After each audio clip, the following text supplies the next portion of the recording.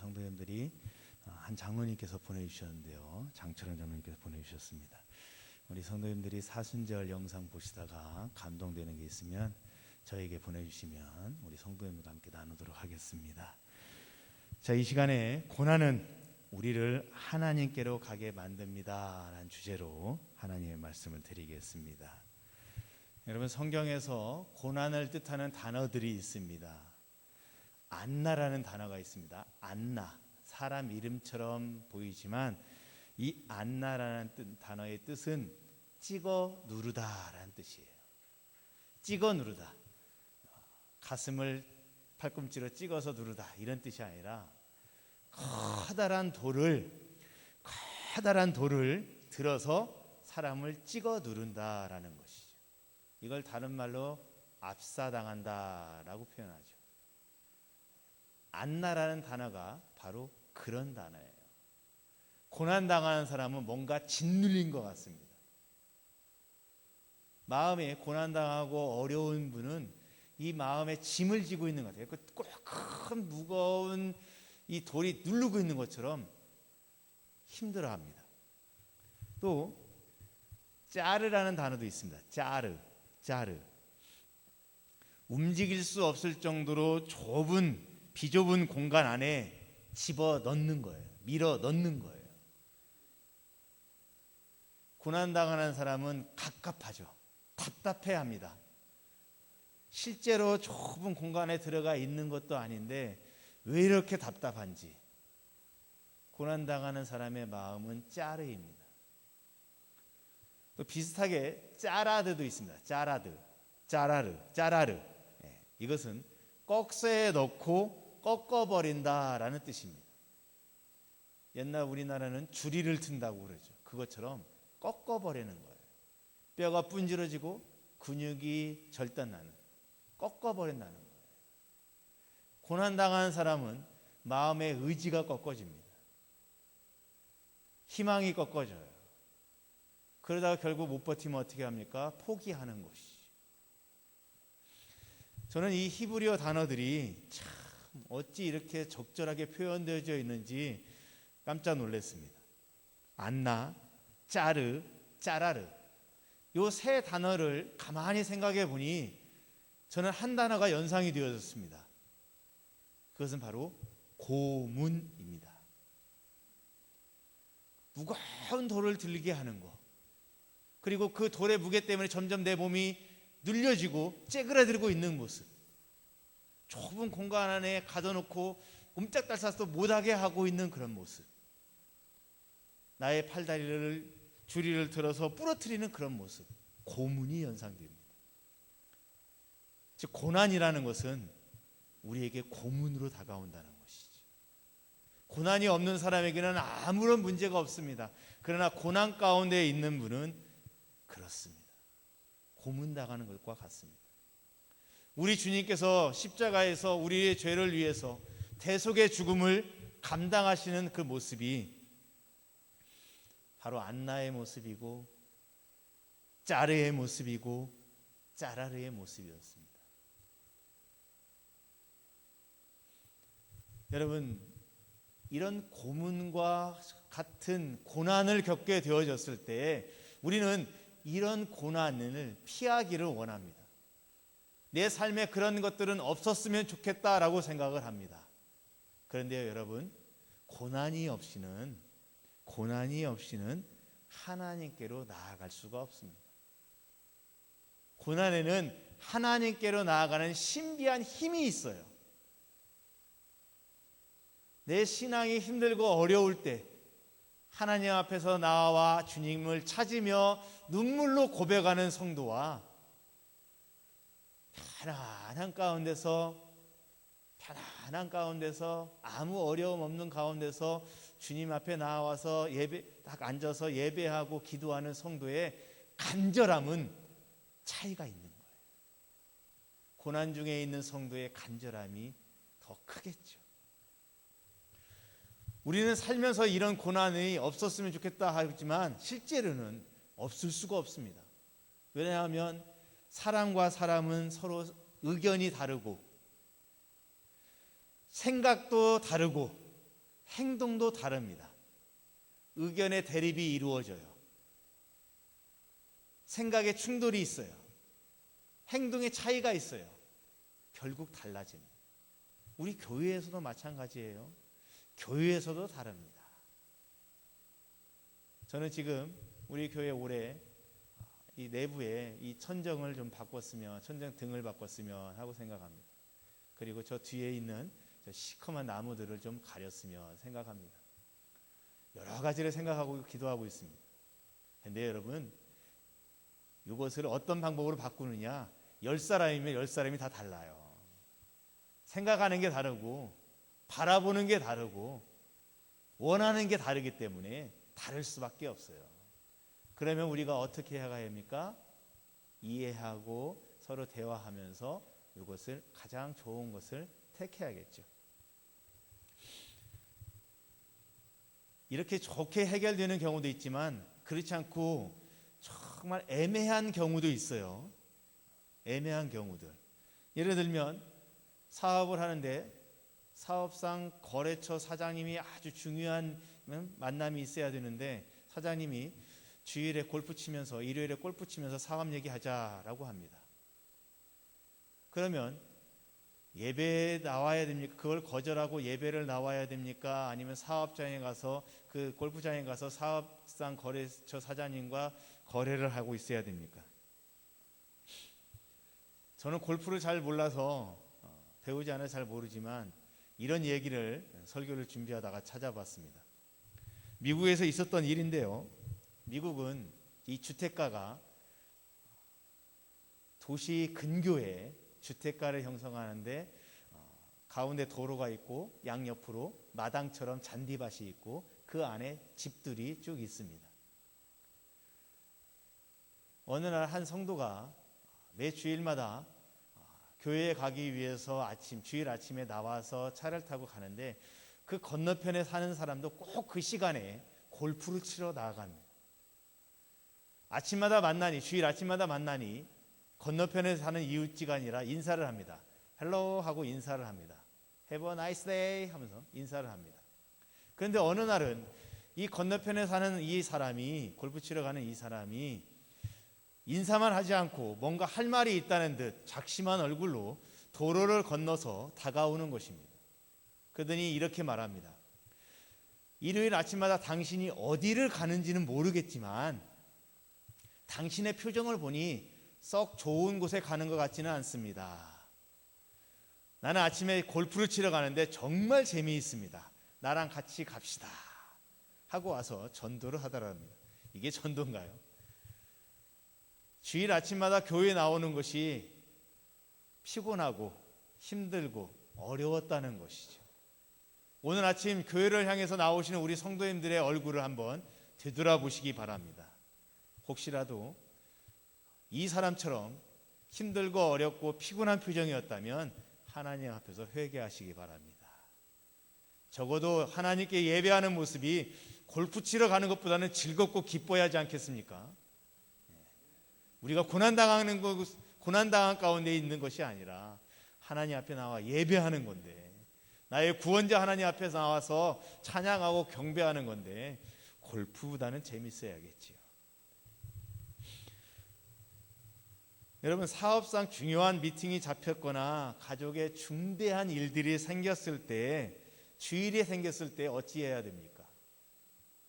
전에 주일 성수라고 하면 우리 교단들 중에, 개신교 교단들 중에 이 고신측 교단 목사님들은 토요일 밤 12시가 되면은 면도하다가도 멈추고 한쪽은 깎고 한쪽은 안 깎고 설교하러 갔다, 그런 얘기까지 들어보았습니다. 실제로 예전에 고신측 목사님들은 그 정도로 열심히 주일 성수를 지켰죠. 주일 성수라는 게 무엇입니까? 주일을 지킨다. 그런데 그것을 뛰어넘어서, 지킨다는 개념을 뛰어넘어서 주일을 거룩하게 보내겠다라는 것이죠. 그게 주일 성수죠. 주일을 하나님 앞에 나와서 예배드리면 끝, 이게 아니라 주일을 하나님 앞에서 온전히 거룩하게 내가 할 수 있는 최선의 것을 다해서 드리겠다라는 게 주일 성수입니다. 하나님께서는 우리의 예배를 원하시는데요.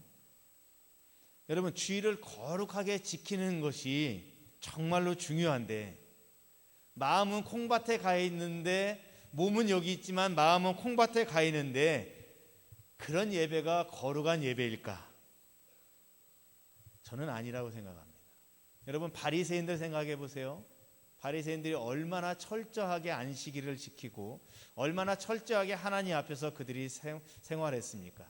하지만 우리 주님은 그들을 향해서 외식하는 자들이다라고 말했습니다. 그들에겐 모습이 있지만 마음은 없었기 때문입니다. 그럼 반대로 몸은 골프장에 있어도 마음은 하나님께 있다, 거룩하게 생각하면서 볼을 친다, 여러분, 그러면 될까요? 그것도 아닙니다. 우리 하나님은 마음을 다하는 예배, 나의 행동을 다하는 삶의 예배를 우리 하나님은 원하시는 것입니다.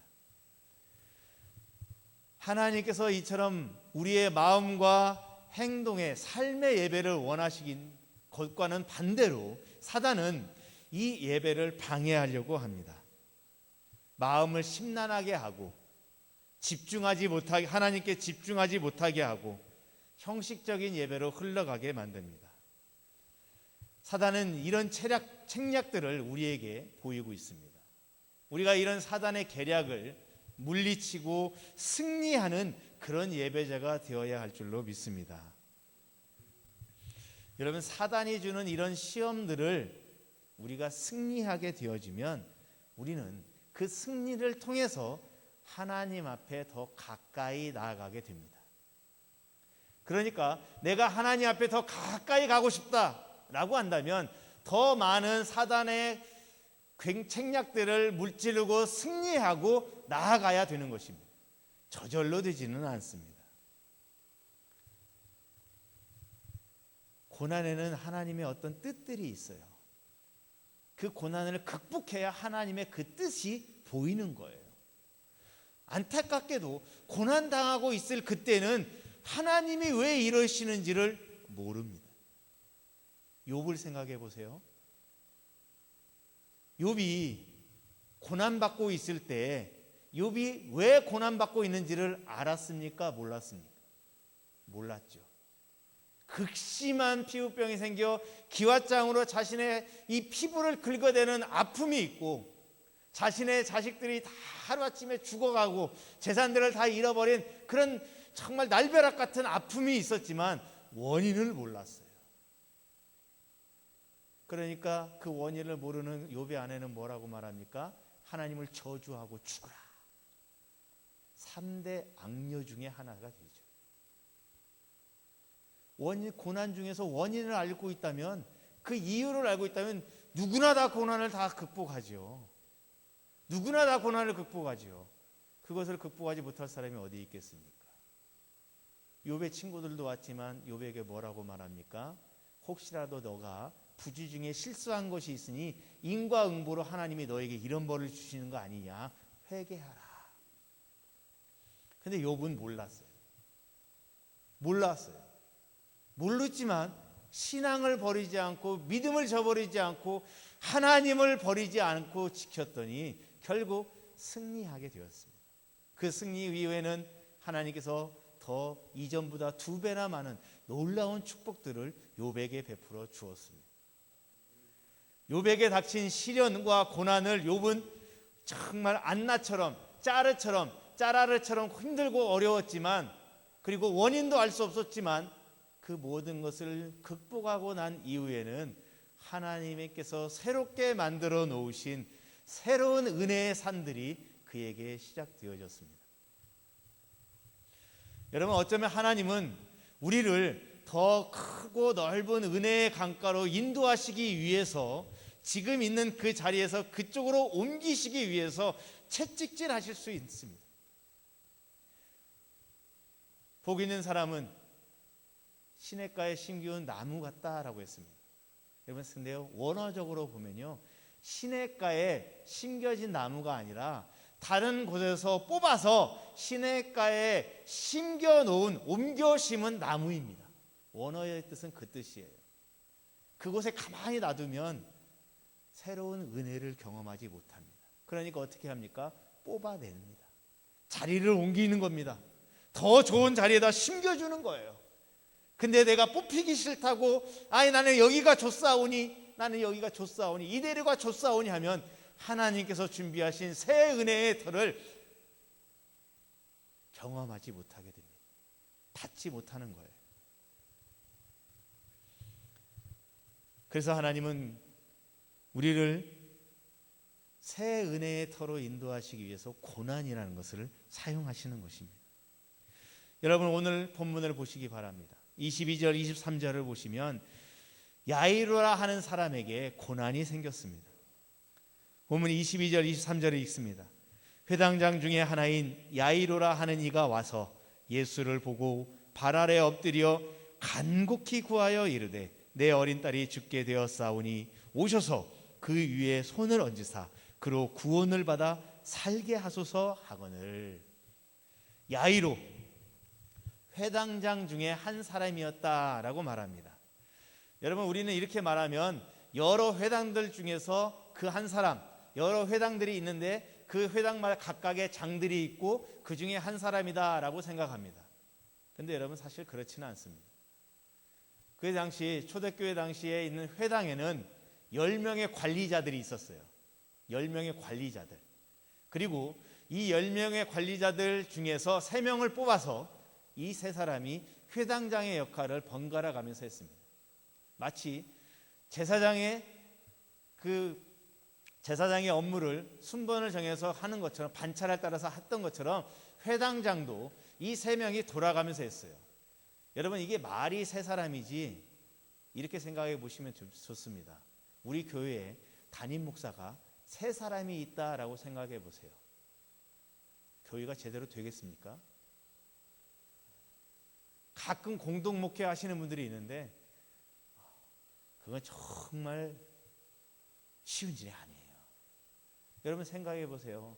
지도력이 3개가 있어요. 지도자가 3사람이 있으면 안 되는 거예요. 하나의 지도력으로 세워져야죠. 근데 여러분, 이 회당장 야이로는 이런 사회에 살았어요. 그러니까 이 3명이 무한 경쟁하는 거예요. 누가 더 잘한다, 누가 말씀이 더 좋다, 누가 더 기도를 잘한다. 여러분, 이게 무한 경쟁이잖아요. 더군다나 그 밑에는 또 7명의 사람들이 위에서 한 명만 빠지면 틈을 타고 승진해서 올라가려고 길을 쓰고 있으니 이 회당장의 자리가 보통 어려운 게 아닙니다. 또 회당 안에 유력한 사람들이 누구죠? 바리새인들, 서기관들. 그들이 회당 안에 또 유력한 자들이잖아요. 그들이 예수님께 순종적이고 헌신적이었습니까? 아니면 도전적이고 호전적이었습니까? 예수님께 늘 대적했죠. 그러니 지금 회당장의 임무를 맡고 있는 야이로에게는 예수님께 나아갈 수 없는 그런 현실이 지금 있는 거예요. 자신의 환경이 지금 그런 거예요. 한순간만 잘못 보이면 3명 중에서 탈락할 수도 있고, 회당을 운영해 나아가는 데 있어서 유력한 자들인 바리새인들과 서기관들의 눈밖에 나면 그 어떻게 회당장의 일을 감당할 수 있겠습니까? 눈치를 볼 수밖에 없는 것이죠. 자, 그런 회당장에게 예수님께 나아올 수 있는 고난이라는 게 생겼습니다. 그 고난은 딸이 죽어가고 있다는 것입니다. 딸이 죽어가고 있다는 문제를 이 회당장이 갖고 있었어요. 그리고 이 문제 때문에 그는 자신의 회당에서의 둘러싼 여러 환경적인 것을 뛰어넘어서 예수님 앞에 나아가게 되었습니다. 그리고 구원받게 되었습니다.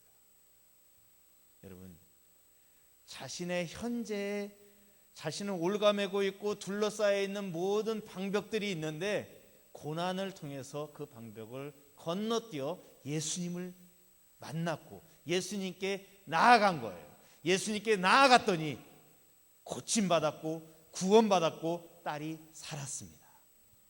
우리도 마찬가지예요. 내 삶을 둘러싼 많은 것들이 있습니다. 그것을 건너뛰어서 주님을 만나고 주님께서 준비하신 새로운 은혜의 역사들을 경험하게 되려면 주님께서는 고난을 사용하시는 거예요.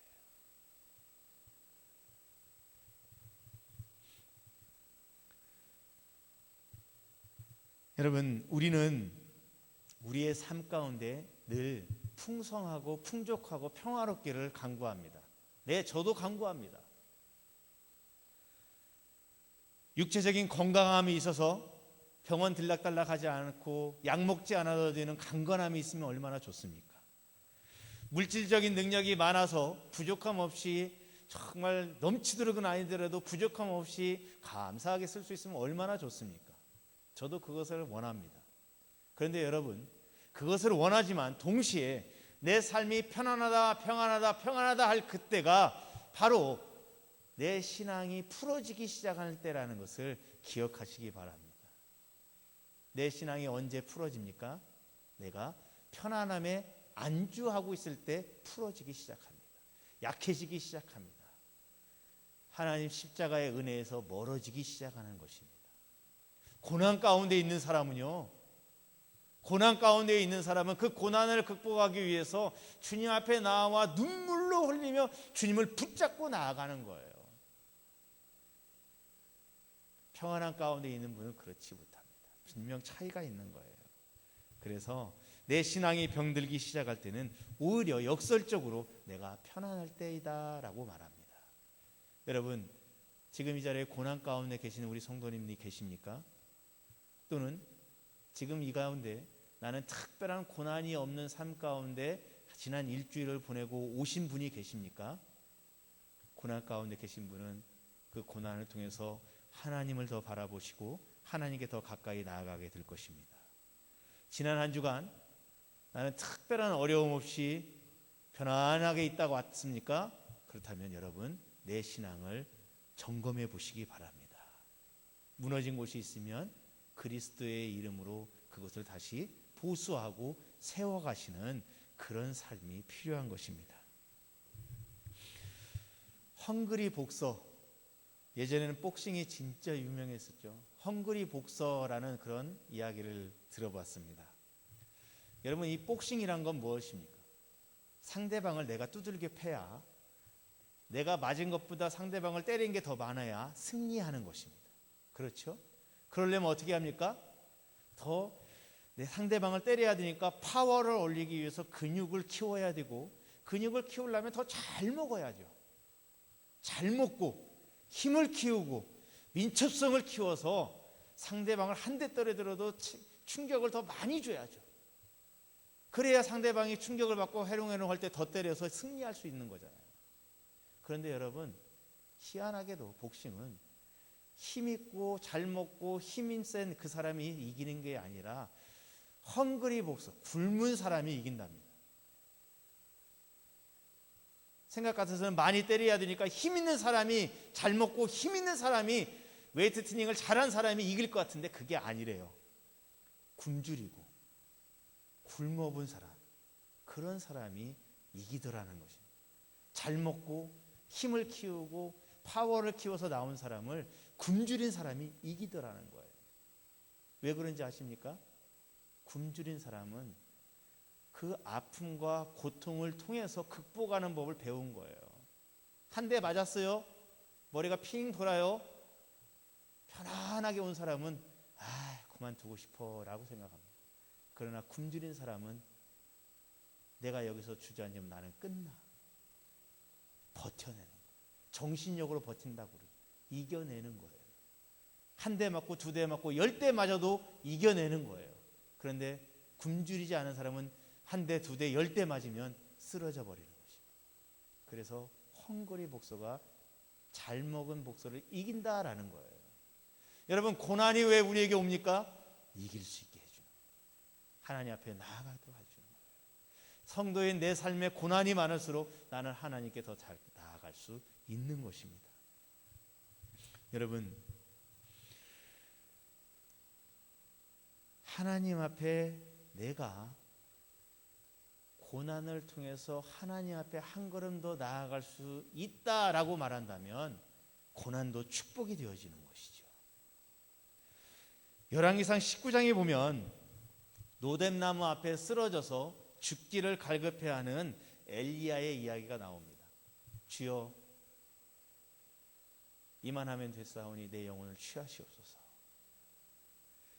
대선지자인 엘리야가 왜 그곳에 피곤하고 곰핍하고 핍절하여서 쓰러져서 죽기를 간구하고 있습니까? 갈멜산에서 영적 전쟁을 벌이고 850명의 바알과 아세라의 선지자들을 다 죽였어요. 그랬더니 여왕 이세벨이 내일 이맘때에는 내가 엘리야의 목을 치겠다라고 합니다. 그러니까 엘리야가 이세벨을 피해서 도망갔습니다.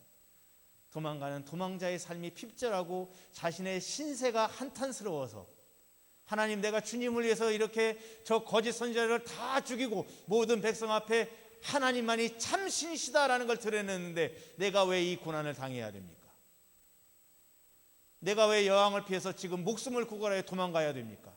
차라리 여기서 내 목숨을 취하시옵소서. 내가 평생을 하나님을 위해 살았는데, 내가 갈멜산에서 내 입신의 영광을 위해서 한 것이 아니라 하나님을 위해서 그 일들을 다 처리했는데 왜 내가 이런 고난 당해야 됩니까? 노뎀나무 안에 쓰러져서 죽기를 간구하고 있습니다. 그때 하나님께서 엘리야에게 떡과 물을 먹여 주십니다. 저는 이 떡과 물이 신비한 떡과 물이라고 생각합니다. 보통의 떡과 물이 아니에요. 왜냐하면 그 떡과 물을 먹고 난 뒤에 엘리야가 40주 40야를 밤낮으로 걸어서 40일을 밤낮으로 걸어서 하나님의 산 호렙에 도착하기 때문입니다. 보통의 물과 고기로는 먹을 수 없죠. 떡으로는 그렇게 할 수 없습니다. 하나님의 어떤 특별한 은혜가 그곳에 임재한 거예요. 그것을 먹었더니 광야의 길을 40일 동안 밤낮으로 걸어서 하나님의 산 호렙에 도착합니다. 그리고 그 호렙에서 하나님을 만나게 됩니다. 세미한 음성 가운데 계시는 하나님을 만나게 됩니다. 여러분, 엘리야가 이 노뎀나무 아래 쓰러져 있는 고통과 아픔이 있었기 때문에 하나님께 나아가서 하나님을 만나는 축복이 임하는 거예요. 그가 만약 쓰러져 있지 않았다면 하나님의 산 호렙에서 하나님을 만나는 그런 은혜는 없었을 것입니다. 여러분, 사순절입니다. 예수님께서 이 땅에 오셔서 나를 위해서 십자가에서 고난받아 주셨기 때문에 내가 하나님께 나아갈 수 있는 거예요. 원래대로라면 내가 십자가 고난받고 내가 죄 가운데서 죽어졌어야 맞습니다. 그게 맞잖아요. 그런데 주님께서 내 대신 십자가를 짊어지시고 내 대신 죄의 형벌을 감당해 주심으로 인해서 나는 구원받고 하나님의 백성이 된 것이죠. 십자가라는 고난을 통해서 내가 하나님 앞에 나아갈 수 있게 된 거예요. 여러분, 사순절 기도회를 합니다. 지난 수요일부터 시작해서 월요일부터 금요일까지 오전 5시 30분에 합니다. 여러분, 예배당에 와서 참석하시든지 아니면 가정에서 참석하시든지 여러분 꼭 참석하시기 바랍니다. 주님께서 나를 위해서 십자가에서 죽어주시고 그 고난을 통해 내가 하나님을 만났는데, 내가 하나님께 나아가는데, 이 사순절 주님께서 부활하시는 부활절을 기점으로 해서 주일을 빼고 40일 전부터 시작하는 기도회입니다. 주님의 십자가의 은혜를 경험할 때면 참여해야죠.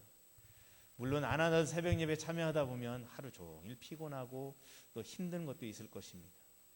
그러나 여러분, 제가 분명하게 말씀드릴 수 있는 건 사순절 기도회를 참여하면서 부활절을 맞이하는 성도에게 임하는 하나님의 은혜와 새벽잠을 널브러지게 편히 자다가 부활절을 맞이하는 성도의 은혜는 차이가 있을 것입니다. 그 은혜를 사모함으로 우리 성도님들이 참여해 주시기 바랍니다. 힘들고 어렵지만 피곤하겠지만 참여할수록 하나님의 은혜는 새로워할 것이고 하나님께서 나에게 베풀어 주신 새로운 은혜의 터가 드러나게 될 것입니다. 여러분, 애벌레가 고치 안에 그대로 있으면 여러분 그곳에서 죽게 되어집니다. 그러나 고치를 깨는 아픔을 겪고 나오면 이 드넓은 세상을 훨훨 날아다니는 그런 새로운 세상을 만나게 됩니다.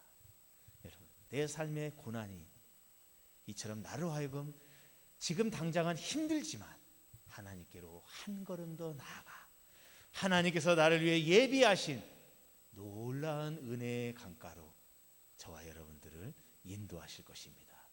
그러므로 고난 가운데서 하나님을 바라보시고 고난 가운데서 내게 베풀어 주실 하나님의 은혜를 여러분 믿음의 눈으로 바라보는 저와 여러분들이 되시기를 주님의 이름으로 축복합니다.